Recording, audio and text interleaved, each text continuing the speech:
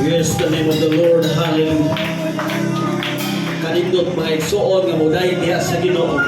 Kay kung di ka kabalong muday dinhi sa kalibutan, huwag dili katakos dito sa langit. Kay dito sa langit puro pagkay, paghimaya diha sa Ginoo. Hallelujah. Kasi kung gusto ka muadtog langit, dinhi padaan ikinabuhi ang pagkay, pagsimba diha sa Ginoo. Praise the Lord. Hallelujah. Hallelujah. Hallelujah. Clap your hands. Hallelujah. Diyan sa Ginoo. Praise the Lord. Hallelujah. Hallelujah. Praise the Lord.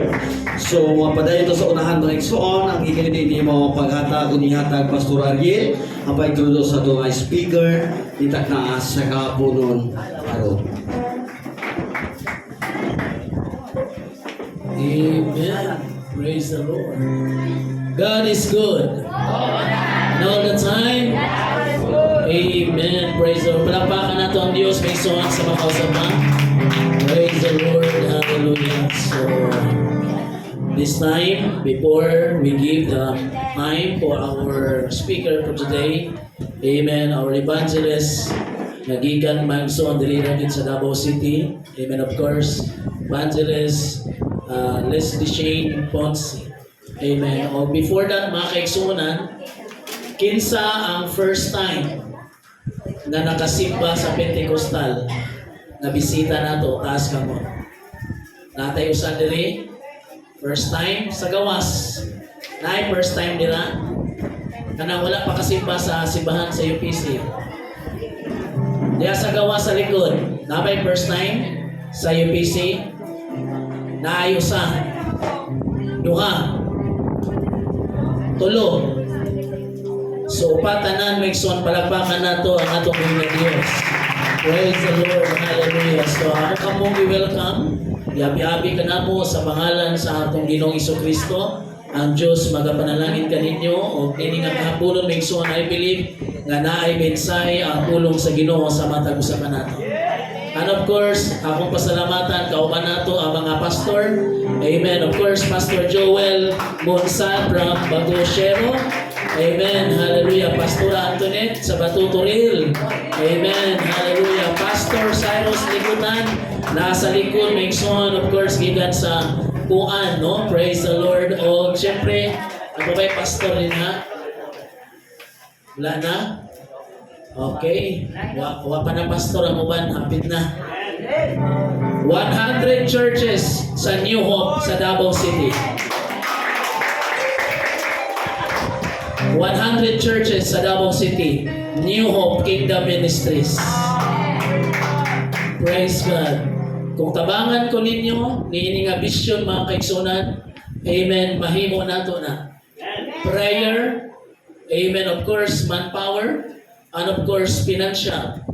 Amen, mahimo nato na mga kaigsunan. Karon pa lang, wa pa ang uban maigsuan, ang New Hope Churches, mga kaigsunan nato, daan na ta sa mga 200 kabuok. Praise God. O unong kasimbahan, uban sa mga daughter churches, 7 mga kaigsunan. Of course, we have newly opened Talomo, mga kaigsunan proper. Palakpakan nato ang Ginoo. Praise the Lord. Uban ni Pastor Cyrus. O naa din ni Sister Jessica Montesilio ang tag-iya gayon sa building ang ipagamit nga makasugod ka o bulhaton sa New Hope mga kaigsunan. Praise the Lord. Murag naulahi lang sila gamay mga kaigsunan, but it's better too late than never. Amen. Praise the Lord. Welcome, Sister Jessica. Diri sa ato ang simbahan sa Maine. Amen. Of course, Sister Jojo, kauban nato po o naibisita nato isa may igsuon ato ilailahon niya. Amen. O si Brother GR nga murag ikaw speaker karon ba? Murag ikaw pa'y formado sa tanan. Praise the Lord. Pakita daw, tanawan, nakabarong, naka-Amerikana nga green. Praise the Lord. Salamat kayo, Brother GR. Suportahan nato ang buluhaton diha sa Talomo, proper mga kaigsunan, particularly sa Sunnyvale. Amen. Ang Diyos magapanalangin. Mayang people, andaman yung kaugalingon nga mamastor. Asa man dita padulong aning kinabuhi. Dili ko against nga madoktor ka, mamaestra ka, abogado ka. Amen. At the same time, naaka sa mga pagwali sa pulong sa Ginoo. Praise the Lord. Hallelujah. Bisag babae, bisag lalaki, may son gamiton ka sa atong Ginoo. Dahil ang atong evangelist karon usa ka babae gayon. Praise God. Pero adunay kasing-kasing, amen, sa pagwali sa pulong sa Ginoo. Praise the Lord. Hallelujah. So, unya, siya na mag-introduce mga igsoon sa iyang kaugalingon. Praise God. Kung sa iyang mga background, of course, sa iyang mga experience before na na-convert siya dahil sa Ginoo. Amen. Basta ang ako ang naibaluan. Hallelujah. Siya tinawag sa Diyos, lisensyado sa United Pentecostal Church, and of course, approved by the section to become our evangelist, mga kaigsunan sa ato ang section. And later on, of course, bisag asa na po siya na district, gina-invite mga kaigsunan. Amen. Dili lang ni section, pastora, no? Praise God. Even other district, naga-invite sa iyang igsoon aron nga magwali sa pulong sa Ginoo. Praise the Lord. Hallelujah. Nalipay ko na ubay-ubay ang mga kabataan nga nakauban sa puan. Amen. Kaganina nanganta sila mga kaigsunan. Gani, adunay duha na bautismuhan sa pangalan sa Panginoon Kristo dito sa youth camp gikan sa Puan Church o usa dinhi sa Bagong Galera. Praise God. We have 3 baptized in Jesus' name gikan sa New Hope mga kaigsunan. And of course, padayon ta sa buluhaton. Amen. Sama sa giingon gini na Pastor Antoinette, magdinasigay, magligunay, magsinuportahay sa buluhaton for because of souls.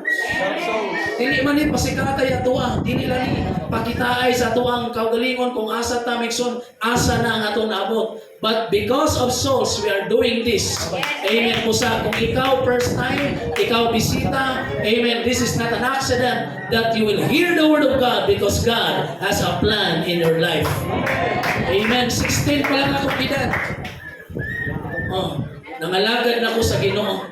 Birthday man ako.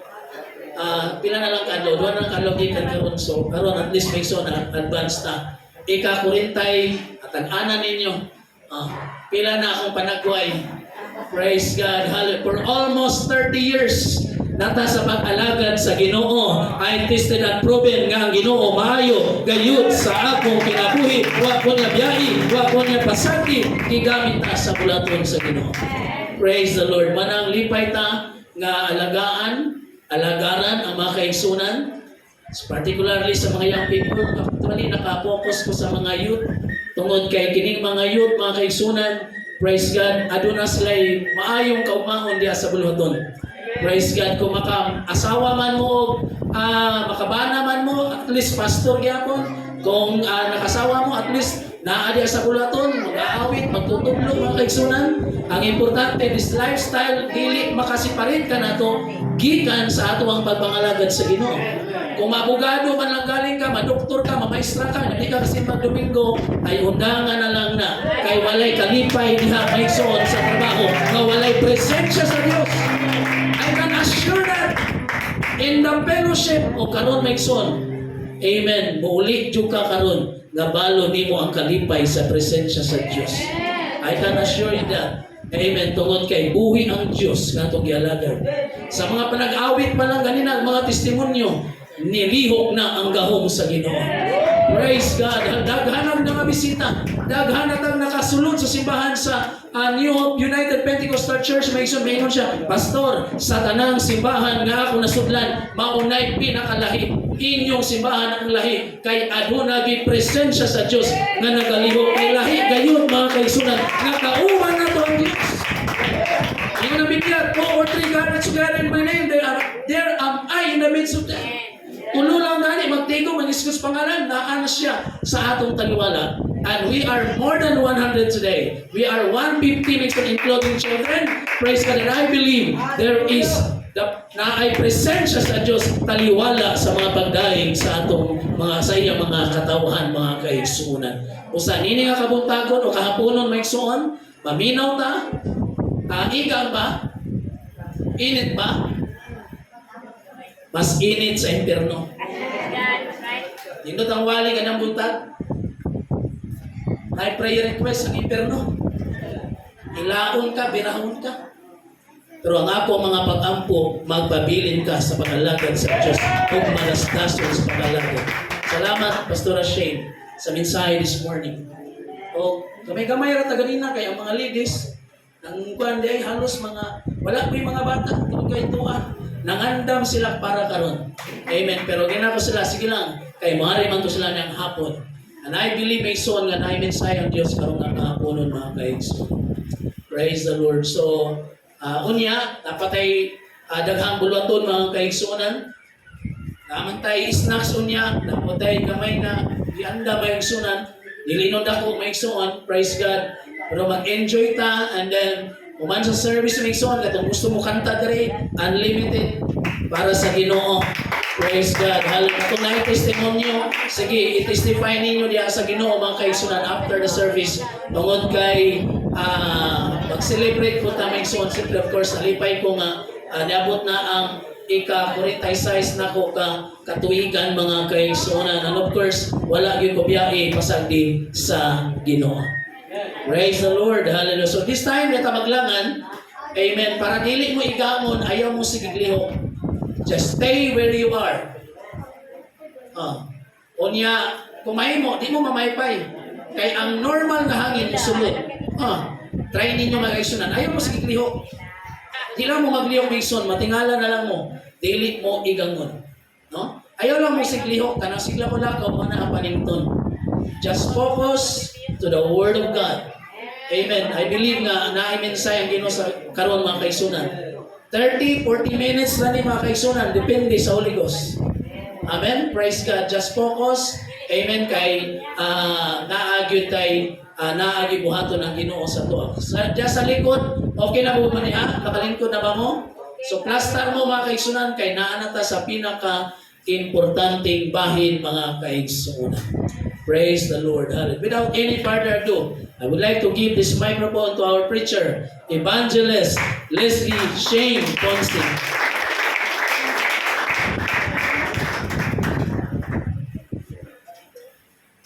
Can we clap our hands one more time to the Lord?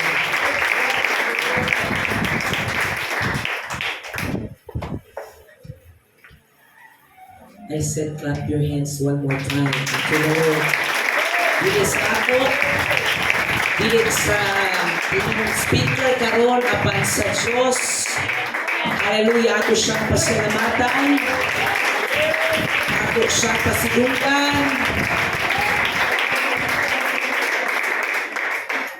Wow, hallelujah.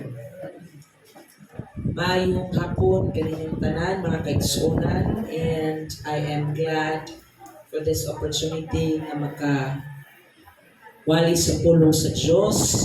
Sa mga wala ganiyang buntag, kay nabisi po silang mga local churches. Pamutanaan na lang ninyo ang mga young people nga nung napagaw ko. Before pag yun, kaganiyang buntag, amen, nag-enjoy din ang atong mga young people sa youth camp. Nag-enjoy ba mo mga young people sa youth camp? Praise God. And we are truly blessed sa presensya sa Ginoo. When God created the birds, He spoke to the air.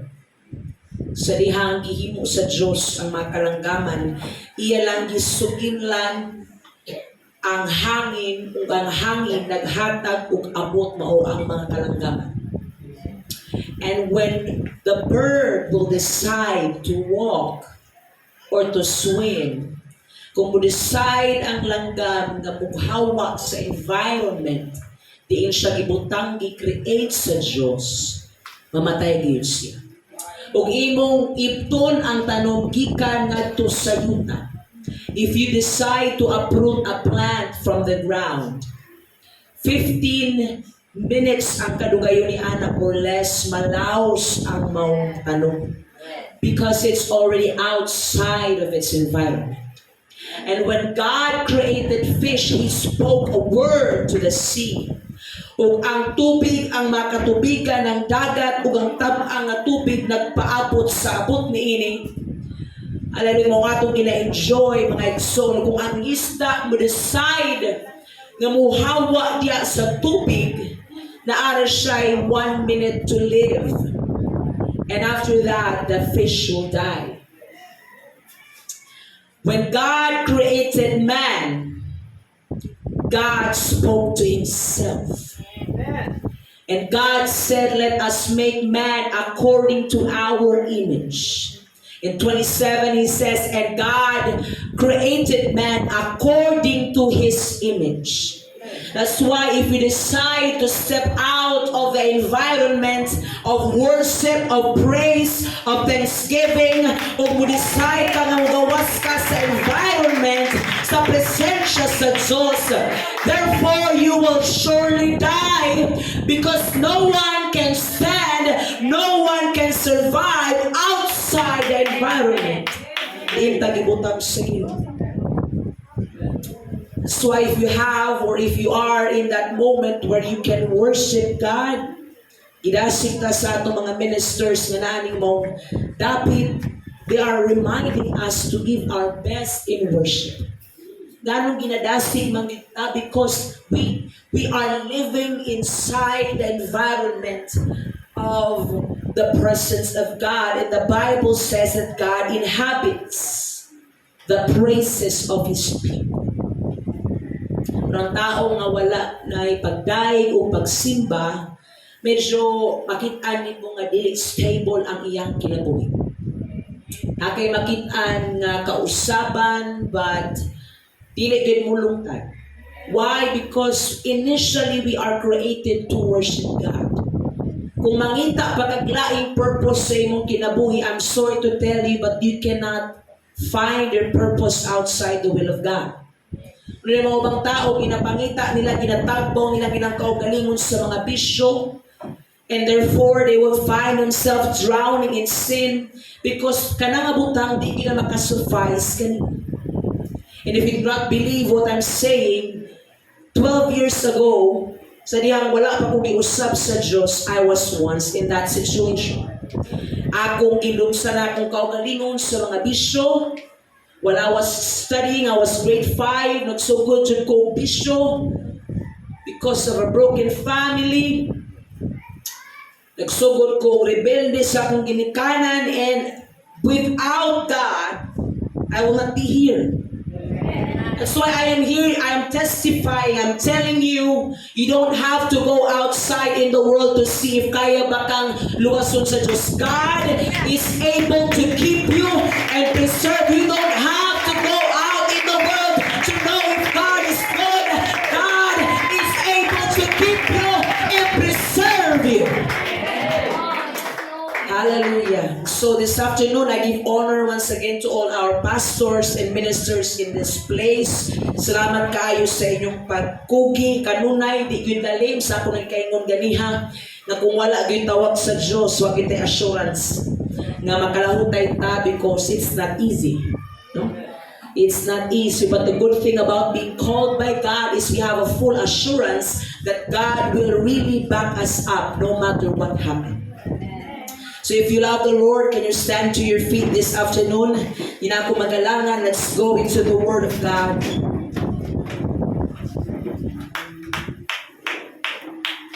If you have your Bible, open it with me in the book of Genesis, chapter 4, verses 1 to 8, and Genesis chapter 4, verses 15.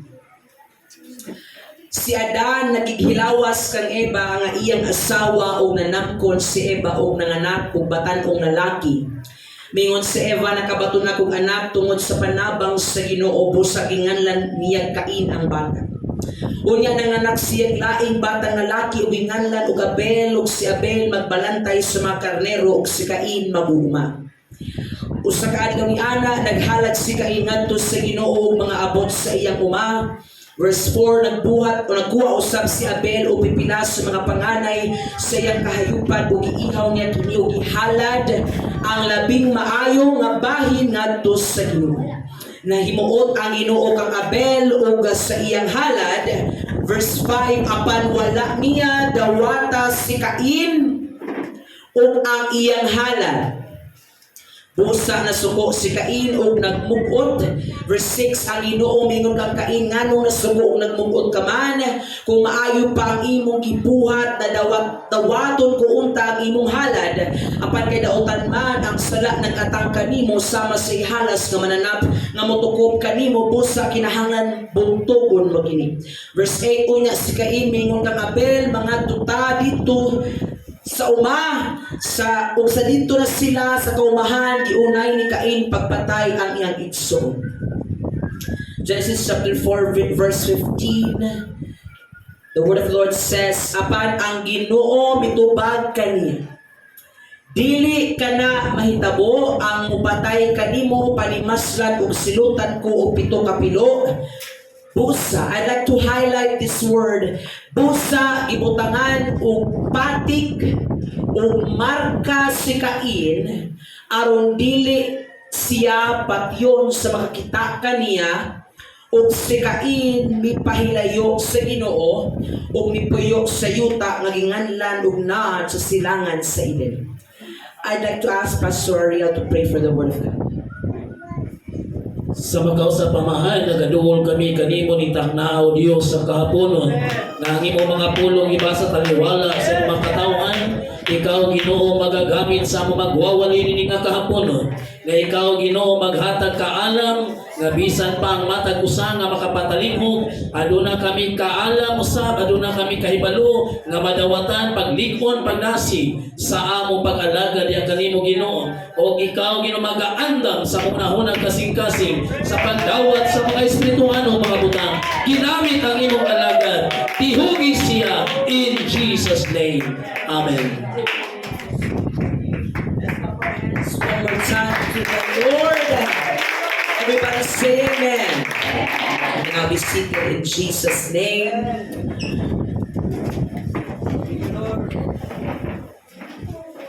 I will bring you to a word this afternoon. It says, the mark of Cain. Hindi makatapat, ang marka ni Cain.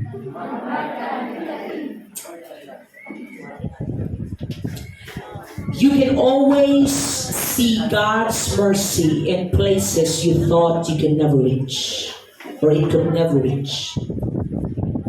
Sa kanunay imong gihapong makita ang grasya sa Dios bisan pa ngadto sa mga dapit nga abi nimo dili na kini maabot sa Dios. That's why ang Biblia nagtug-an kanato nga walay laing katuyuan ang Dios mao ang pagpauswa gayud sa iyang mga katawhan. That's why in Genesis chapter 1 verse 26, siya miingon na atong buhaton ng tao sama sa atong dagway. O sila mao'y magbuot sa mga isda, sa mga langgam, sa mga kahayupan, o sa tanang ihalas nga mananap, busa ibuhat sa Diyos ang tao, lalaki o babae, sama sa iyang dagway. O kung atong subayin ang Biblia mga igsoon o higala, atong makitan kung giunsa sa Dios pagpanalangin ang iyang mga katawhan o giunsa pud kapaspas nga nalaglag ang tao. Iyang gihimo ang tao sa Genesis chapter 1, iyang gipasiugda ang tao sa Genesis chapter 2, nalaglag ang tao sa Genesis chapter 3, nahitabo ang unang pagpatay sa Genesis chapter 4, o nahitabo ang baha sa Genesis chapter 6. Ingana kapaspas nga nalaglag ang tao tungod sa ilang pagrebelde sa Diyos. Apan sa wala pa mahitabo ang baha, ang Biblia nagpaila kanato ngadto kang Cain o kang Abel sa Genesis chapter 4. So by this time, anaa na sa gawas sa Eden nagpuyo si Adan ug si Eva. Human na ilang madawatan ang hukom sa Diyos. Human nila ma-experience ang grasya sa Diyos o makauban ang Diyos. Now they experience suffering and doon na kakulangon sa ilang panginabuhian. Maglisod na sila tungod sa resulta na po sa ilahang sala.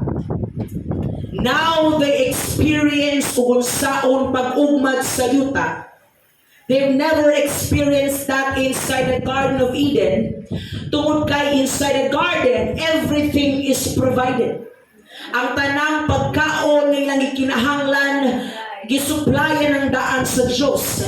Apan tungod sa ilang pagsupak sa Diyos, now kinahanglan tun-an unsaon pagtanom, pag-ugmad, pagpatubo sa mga tanom. So it was hard for them to adjust. But they have to pay the price. They have to experience kung saan ang kinabuhi gawas sa presensya sa Ginoo, and they have to experience ang kasakitan as a result of the curse. O mao kini ang ginatawag nato nga balaod sa pagbayad, or in other term, the law of retribution. Everybody say law of retribution. Ano na tayo balaod din sa Philippines sa Republic Act number 9745 sa Philippine government, nga sa diin ang tao nga nakalapas, ang tao nga nakahimo og paglapas, kinahanglan niyang atubangon ang sala nga iyang gihimo, iya kining bayran pinaagi sa serbisyo or sintensya. O kini nga balaod nag-originate kini sa Leviticus chapter 4, which is the Mosaic law nga gitudlo ganing buntag sa atong Sunday school. In Leviticus chapter 24, the Bible says nga ang makapatay og tao, patyon usab siya. No, ang makapatay og mananap kinahanglan nga moilis siya sa iyang napatay nga mananap. Hinumdumi nga ang kinabuhi, bayrag kinabuhi. Kung ang usa ka tao makahimo kadaot sa isig ka tao, ang iyang nabuhat buhaton usab ngadto kaniya. Kung nakapiang siya, piangan usab siya. Kung nakabutas siya, butaan usab siya. O kung makahimo siya nipon, hinguan pud siya. Ang kadaot nga iyang nabuhat sa isig ka tao, buhaton usab ngadto kaniya. That's what we call the law of retribution. Pasabot na kinahanglan bayran sa sala o sa nakasala ang husto na ganti sa sala nga nahimo niya. So kung nakapatay ka og usa ka manok, kinahanglan na nimong bayran og usa ka manok. No? Kinahanglan nga bayran po na nimo og same nga measurement sa imong gikuha. Kung isagpa ang imong apin si sir, matod pa sa balaod, sa pagbayad, sa daang tugon, ang bayad sa iyang pagsagpa sa imo, usara po kasagpa. Dili pwede nga mulapas ka sa level sa paglapas nga nahimo kanimo. Hello? Pasabot na kung iyang gilugit ang imong usa ka mata, dili nimo pwedeng lugiton ang tuhan niya ka mata. Ang uban ka nato, napiangan ta og bukog, agig balos, gusto nato patyon ang tao nga nakabali sa atong bukog.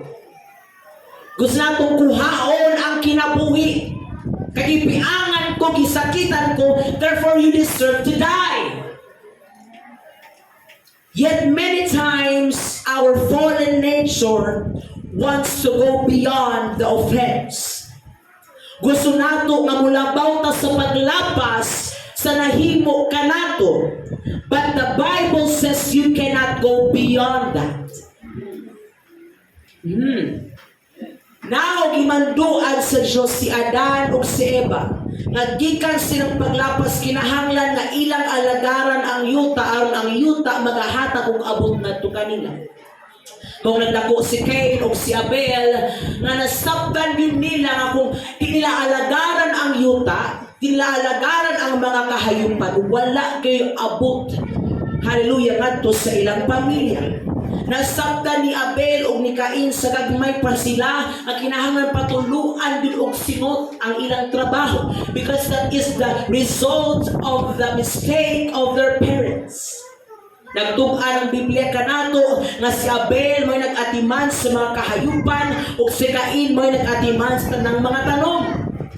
Nasabta ni Cain ug ni Abel ang principle sa pag-alagad. Ilang nasabta kung ilang alagaran ang ug trabahoon na agid sila makuha gikan niini. That's why in Genesis chapter 4 verse 45, the Bible says na nagkuha si Abel o pinaka-the best niya, pinatambok, hallelujah, nga anak sa iyang kahayupan, iya kiningiihaw o iya kiningihalat ang pinaka-anindot ngadto sa Dios ug nalipay ang Ginoo sa lihimo ni Abel ug sa iyang halat. Apan wala niya gawata o wala siya malipay ang kakain ug sa iyang halat. Ug tungod niini nasuko pag-ayo si Cain ug nagmug. Now you need to understand nga gihalad ni Cain sa Dios ang abot sa yuta nga iya giugma. Gihalad sab ni Abel ang abot sa mga kahayupan nga iyang giatiman. Parehas kinihalad, parehas kinigihaguan, apan ang gidawat lang sa Dios katong halad na adunay kinabuhi. Ano man? Kaya nasayod ang Diyos nga nasayod si Cain ug unsa ang husto nga halad ngadto kaniya. Nasayod ang Diyos nga nasayod si Cain kung unsa ang husto nga dapat niyang himuon sa diyang siya maghalad ngadto sa Ginoo. God knows that Cain knows what is the proper way of worship, but Cain chooses convenience over obedience. That's why napipila ka nato nga taas ng mga katuigan apan wala gihapon ta migamot sa pag-alagad because we choose comfortability over sacrifice. Nagapamalandong tanganong daw wala gidawat sa Diyos ang atong mga halad, ang atong mga sacrifices, bisan ka Domingo presente ta sa simbahan. Anong wala may mga luha nga motulog sa akong mata? Anong murag wala mang ko'y kadasig nga mamuhat mo tabang sa buluhaton? Kumpleto man ang akong offering, kumpleto man ang akong tithes, nga murag layo raman gihapon ang pabor, ang grasya sa Diyos. Napuno ang atong huna-huna o kahibulok o unsay hinungdan niining tanan. Apan sortihan ko kamo na ang hinungdan nga nung wala gipasidunggan sa Diyos ang halad ni Cain. Tungod kay ang halad ni Cain wala una maghatag o pasidungog sa Diyos, wala mahimuot ang Diyos sa halad ni Cain. Tungod kay si Cain mismo wala mahimuot sa iyang gihimo ngadto sa Diyos. Dili nimo pwedeng ibulat ang imong worship sa imong kaugalingon. You cannot separate yourself from your worship. You cannot separate yourself from your sacrifice. What you offer Him is the exact reflection of who you truly are.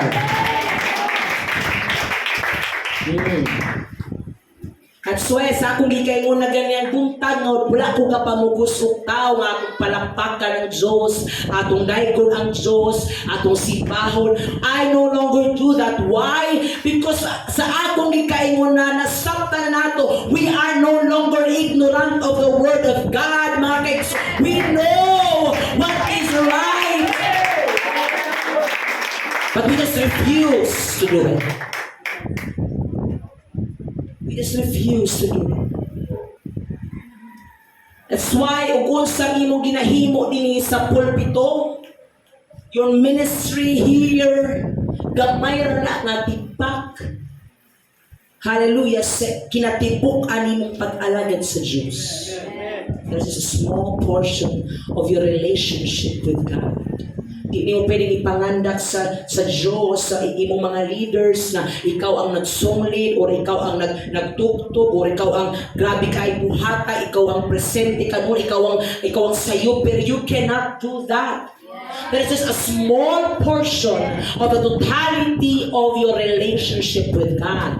Kung unsang imo gihimo sa Lunes o Sabado, hangtod Sabado mo ni atong subayon, mo ni atong timbangon. Lunes hangtod Sabado, Grabe na itong daro sa atong trabaho, tibuong kusog, tibuong pagbati, kinabuhi, ato ng full, ato ng invest diha sa atong pag-eskwela, pilipaganing atong mga buluhat ng usay, atong naging siya mas-sacrifice. Pero dili good katuo ang Ginoo sa dihang gihalad ni Cain, Pastor Ariel, ang mga tanong. He cannot believe himself. You have the knowledge of what is right, yet you choose convenience over sacrifice. That's why obedience is always better than sacrifice, church. If you really love the Lord, you can always do what is upright for the Lord. If you truly love the Lord, bisan ang mga butang imposible, kaya nimong himuon nga naman nahigugma ka. Dili ka makasacrifice sa tao nga wa ka nahigugma, uy. Tingaman ka. Di ka magpa-load tungang gabi para lang makareply sa chat. Ikaw mo kitagawas, kitag-upload tindahan, pa-load. Saan man nato na nag-chat man. Ikaw mo kitag-pa-load kay makareply man lang ka good night. No? Ano man nahigugma man ka. Mo invest good ka.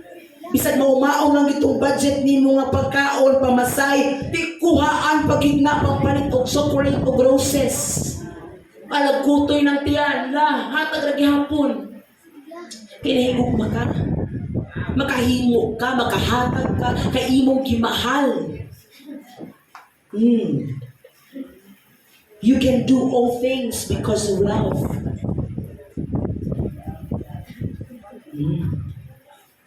Late ang mga young people, no? That's why di dayon ta mo backslide mga igsuon ng higala. Hindi mo katapad ay dayon backslide. So sihat una ang hinungdan nga nung wala kay kalipay sa pagkalagad. Naaman ay hinungdan. Dili man dahil mawala ang kalayo sa imong kasing-kasing sa mga pag-ampo, pagpungasa, there's a reason why you no longer have the fire in your heart. You just have to search. You just have to look inside what's wrong, God? What's wrong? That's why David says that the joy of the Lord is my strength. Ang hinunan nga nung nagbakuslanon si David sa iyang pag-alagad despite sa grabe na iyang giagian, it's because he knows kung saan na mapalipay niya ang Diyos. The secret is simple. You just have to worship God.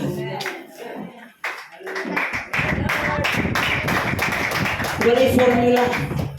Walay secret recipe. Nung na yung mga tao na nakalahutay sa pag-alagad, they are worshipers. Ang mga tao nga badasigon luyo sa mga pagsulay, they know how to praise God. Magagin na.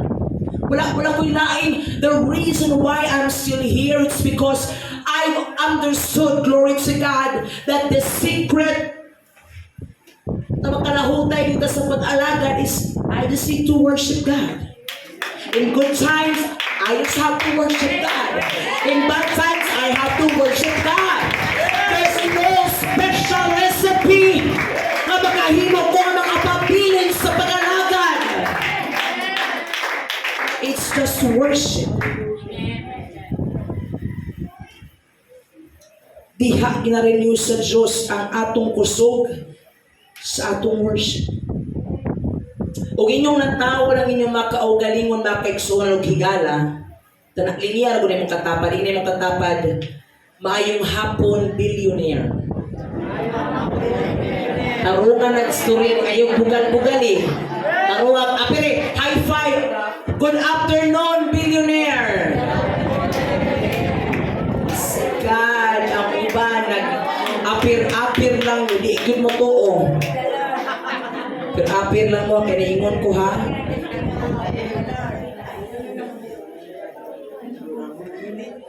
Hi, billionaires. Hi, billionaires. Sa gawas, hi, billionaires.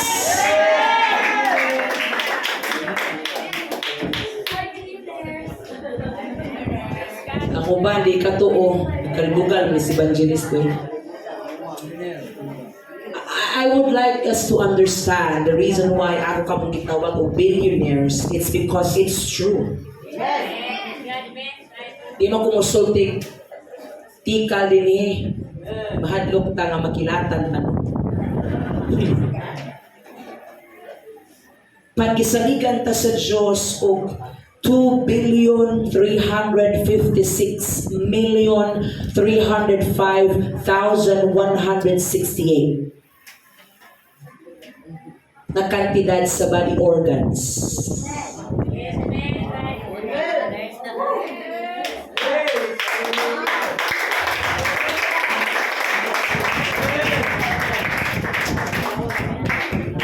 Wala pa'y labot ang oxygen na atong ginhawa, wala pa'y labot.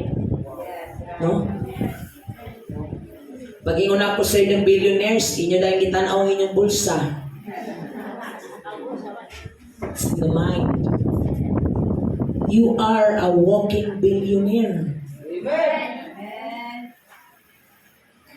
Ato sang mag-math class at takaroon. Matay pa ni hapon, no? Kabalo man ka mo kwenta tanan, no? Labi nato mga nanay, kabalo kayo ni sila mo kwenta. Budget kung sa kalibo, 2,000, pila intrigo sa bana. Alabi naton yun ang taman. Kung pinipiloon ang dos, piloon yun ang dos. Sige.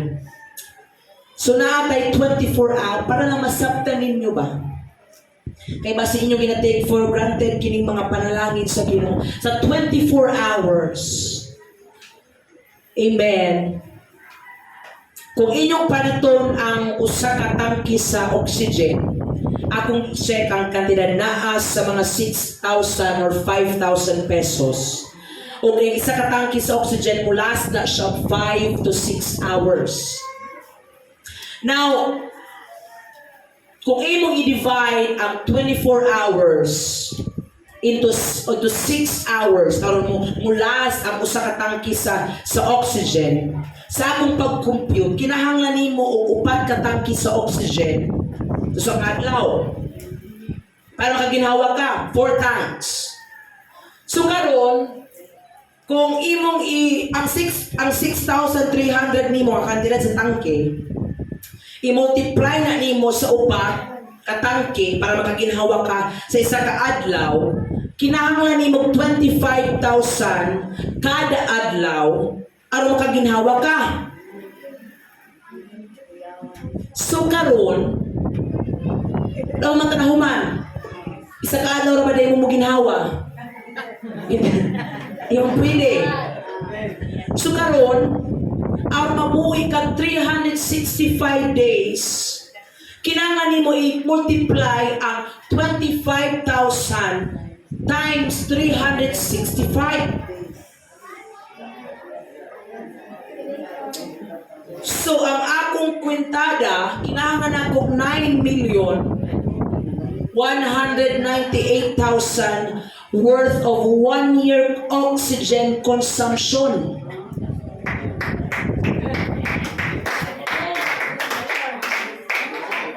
Unya, sa katuig ka rin mong ginhawa.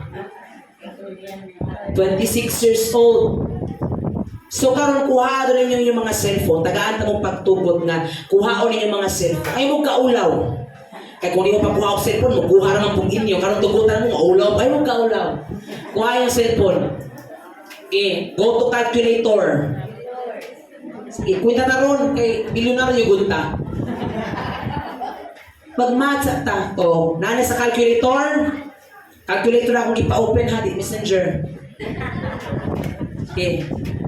Calculator. Now, ang imong edad, dahil ay mong edad no, 26, ang uban, pila imong edad? 24. So 24, ibutang inyong edad. So kung 47, 47, kung 25, 25, go. 26, akong edad. Multiply ninyong inyong edad sa 365. Mana? Multiply na ninyo pa sa 6,300.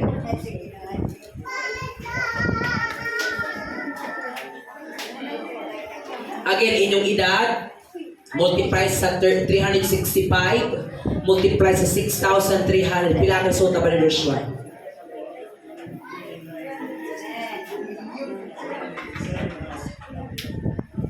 Okay, based on my age and so on, 59,787,000. Oxygen pa lang to. O pailabot ang iyahang balik. Nya mo ginhawa pa man ka next year, no? Punta. Tugod sa Ginoo, sumadungagan pag yun ng imong 59 million. Unya kay di man libre sa hospital na kay 59 million. 1 million.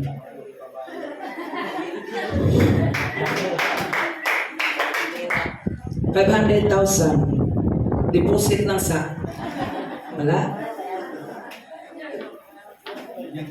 Kung tanong, pilay mo hang pintana.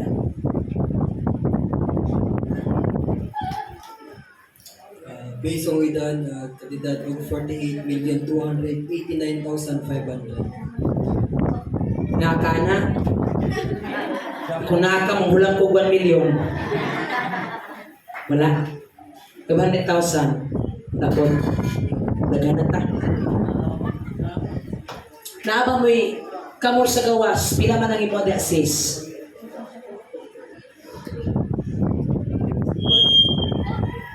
43,690,500. 43 million, no? Ang iyahang kuntada. Nakay 43 million. 3 million lang sa na wala ko. Okay. So, ipakompute na ko sa inyo ha ang tangke sa oxygen kay mauna inyong dapat iandam na amount kung wala mo gisupplyan sa Ginoo ginhawa.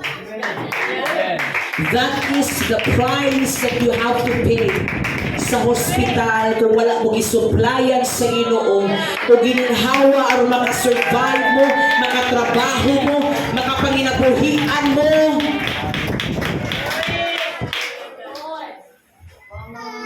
Tapos inyong tagaan og yano nga pag-alagad ang Ginoo. You should be ashamed of yourself. Wala tayong ani nga kantidad nga atong ma-down payment sa gihimo sa Diyos, but God paid it in full for us to enjoy. Kung sunod nga mangwenta gani mo sa inyong gihimog na gasto sa simbahan, kapundar na kong electric pan pasto, daghan kay tag-alamutan, amot ta pledge na punta karon, balikin ang imuhang calculator.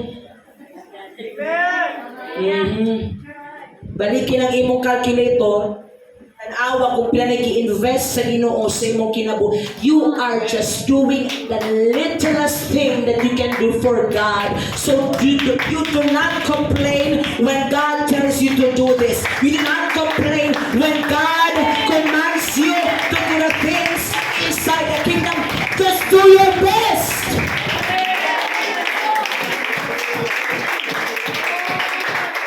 Kung si Abel, iyang nasabtan nga angay lang tagaan ang Diyos kung insaktong paghalad. Tungkol kaya doon ay kahimuot ang Diyos na to kanila. Nag-decide si Cain, kapat yun niyang yung igsuon, tungkol siyang kasina kang Cain, kang Abel rather. Nag-decide siya kapatyon niya si Abel sa iyang pagtuong mapatay po niya ang pabor sa Diyos sa kinabuhi ni Abel. That's why in chapter 4 verse 15, giuban ni Cain si Abel ngadto sa patag o dito iyang gipatay si Abel. Ug sa dihang napatay na niya si Abel, nakit-an sa Diyos kini ug gipangutanan niya si Cain sa chapter 4 verse 10, nganong imo man kining gihimo? Nadungog ko ang dugo sa imong igsuon na nagsangpit ka nako gikan sa iyo. O karon tinumlog ka na ug isalikway ka sa yuta, diin ang dugo sa imong igsuon nga imong gipatay miagas ug mituhog. Kung mag-umaka ang ang yuta di na muhatag og abot kanimo, magtago-tago ka ug magtatagaw nga walay pinun-anan sa kalibutan.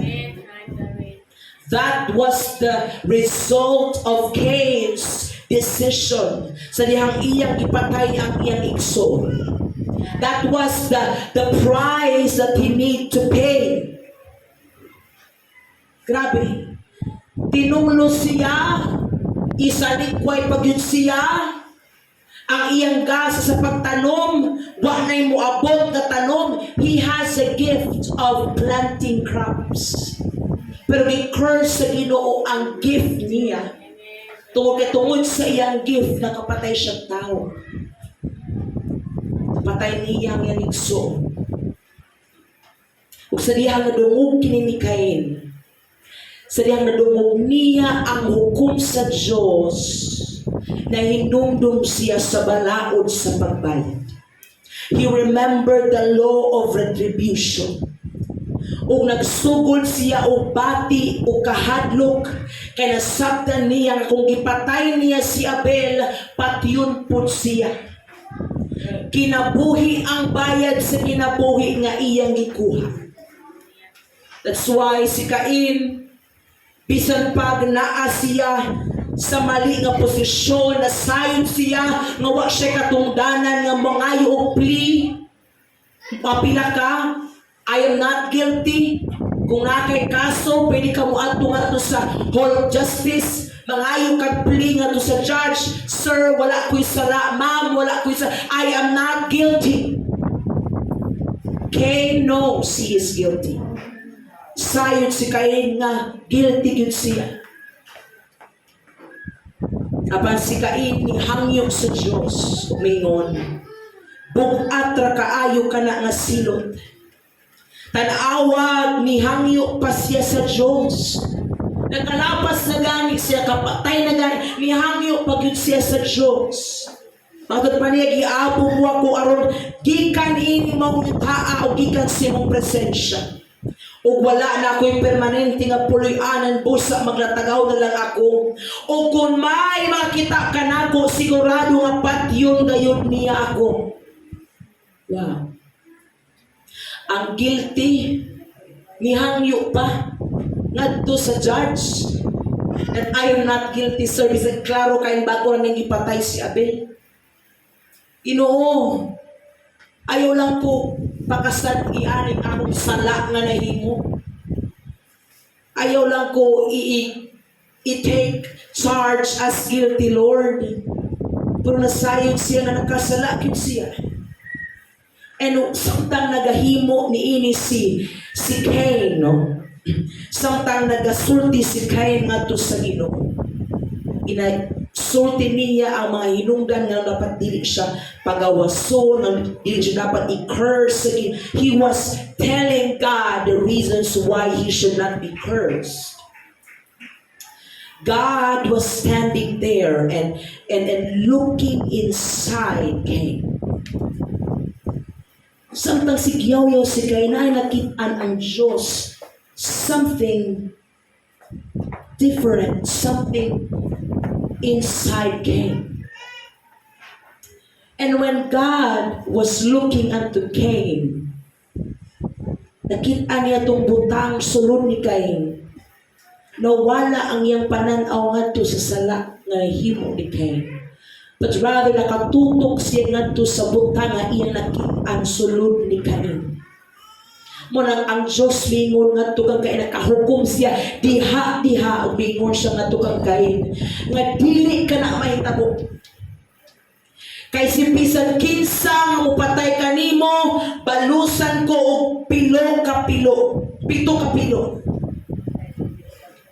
Nakita ng Diyos sunod ni Cain, samtang nangamuyo siya nga to sa Ginoo, ug ibawi dayon sa Diyos ang iyang hukom kang Cain because of that thing that he saw inside Cain.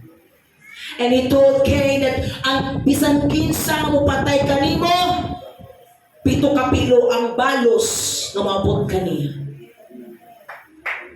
Then God at that moment put a mark on Cain.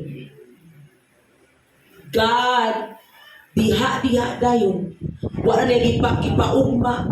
Diha dayon. Gibutangan niya patik si Cain. Gipatikan niya si Cain. God put a mark on a murderer. Nakasala pa si Cain, mga kaigsunan? Nakasala siya, di ba? He made iyang nalapas ang balaod sa Diyos. Sa book of Exodus chapter 20 nga, you should not kill. But he did. So nakasala ba si Cain, mga igsoon? Dapat bang mamatay si Cain according sa law? Matod pa sa balaod, he needs to die. Dapat siyang mamatay. Maumano'y balaod eh. Di man mo pwedeng balion.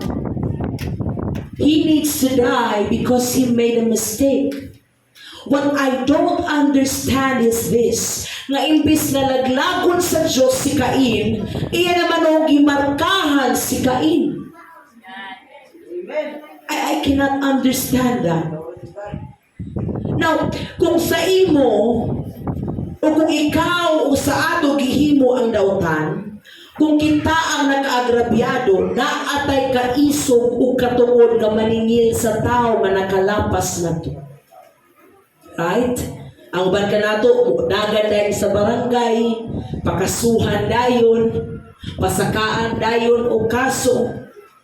Gusto nato nga hukman dayon diha sa Diyos ang mga tao nga nakasala ka nato.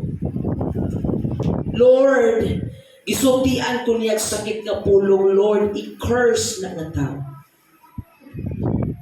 Ayaw panalangin ni Lord ang akong igsoon. Nasakitan ko sa iyang gihimo nga ni kanako. Ayaw siyang panalangin ni Lord. Ayaw panalangin niya ang trabaho. I-curse ngayon siya, Ginoo. Nga naman, sakit eh. Nasakitan tayo. Foul tong ilang gihimo eh. Kung sa ayaw panalangin ni Ginoo, giinsulto ko nila, ginibak ko nila, ginautan ko nila, igumba nila nga akong image, Lord, ayaw sila panalangin ni Ginoo. Curse them, God. But did we ever realize kasi mga panahon na nang labay mga igsoon, doon na po'y times sa atong kinabuhi nga kita po'y nakapatay og Abel. Na ay panahon sa atong kinabuhi nga kita bayapon ang nakalapas sa mga tao. Hello. Atong napatay ang kadasig sa atong mga kaigsuonan, pinaagi sa atong hait nga dila. Atong napatay ang maayon atong relasyon sa atong mga kaigsuonan tungod kay di nato masabtan ang ilang kinaiya. So karon kay kita may nakalapas, andam bata nga modawat sa bayad, andam bata nga modawat sa hustong ganti sa Diyos nga ni kanato. O kita karon ang hukman sa Diyos, kaya ba nato dawaton ang ganti sa tanan natong mga binuhatan? Mingaw, no? Kaya kita naman eh. Kung uban, o kira. Kung sila ang nakagrabyado nato, gusto nato nga diha, gyud hukman sila sa Ginoo. Sa ako nang ikaingon, nga wala makalapas, nga walay tao din himaigso nga wala makalapas sa Diyos. Walay tao nga ni kanato isulod og sa gawa sa palibot ini mo na walay tao din nga wala makalapas sa Ginoo. Walay tao nga na din nga wala makasala sa Diyos. Ang naalang ng mga tao nga dili mo angkon nga sila nakasala sa Diyos. Mga sa panahon na namatay si Abel, nangutana ang Ginoo kang Cain, hain man ang imong igsoon Cain. Ito magrapod si Cain, nambot lang, namo kita ato.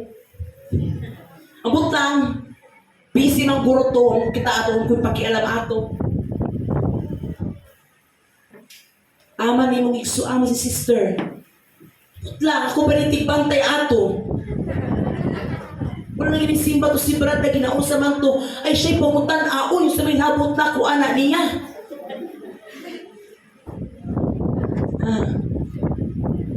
Wala na ginibalik tong bisita no. Butlang kayo giniba kung gusto nila kung nang kiingan o mga daotang pulo.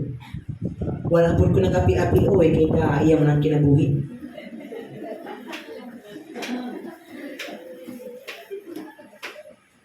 Espiritu ni Cain. Ako ba di ay ang magbalantay sa akong igsuon? Ginoo, napagitaan man ko nimo ug Abel.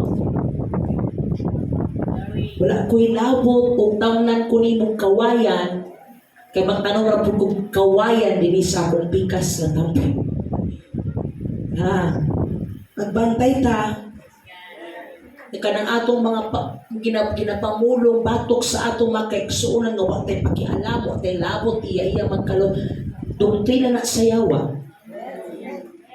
I came to rebuke that spirit this afternoon. In the name of Jesus Christ. We are our brother's keeper. Dili ka makauyon sa kinaiya sa imong igso. Pangutan asa ko nakauyon pag sa imo. Balansir man na. Kinahanglan nga atong atimanon ng atong igsuon.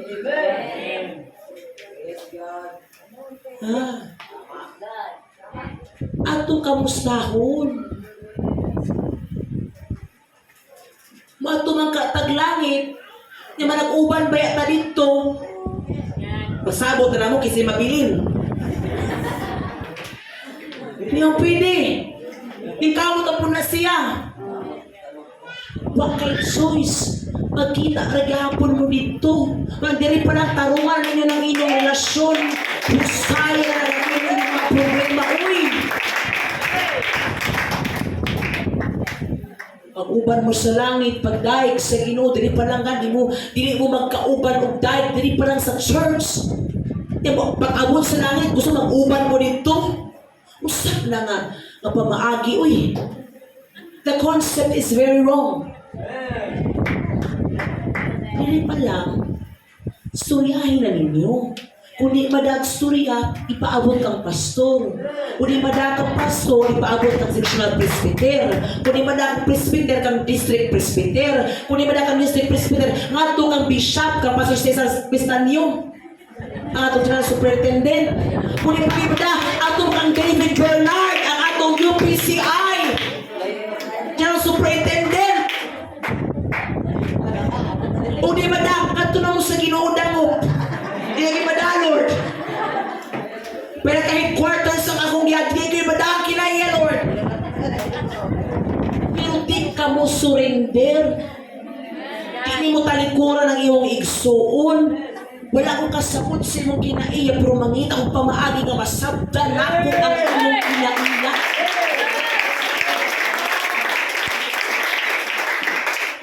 Lahi-lahi. Di nato pwede mga igsuon na parihaso ng kinaiya aning tanan. Kaya di man ta mga kabaw. Kinaang kabaw, itugwan ni mong isa, ang uban mong sabay-sabay ra po na.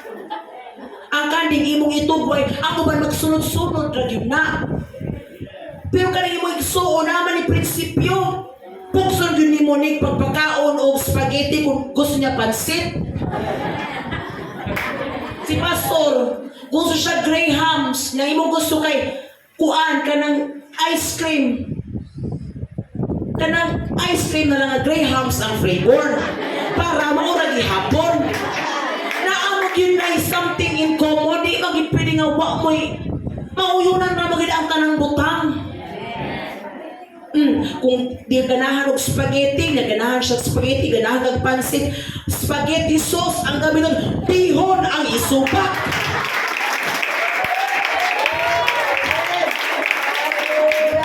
Human ang istorya. Na-cater ang imong kinahanglan, na-cater po ng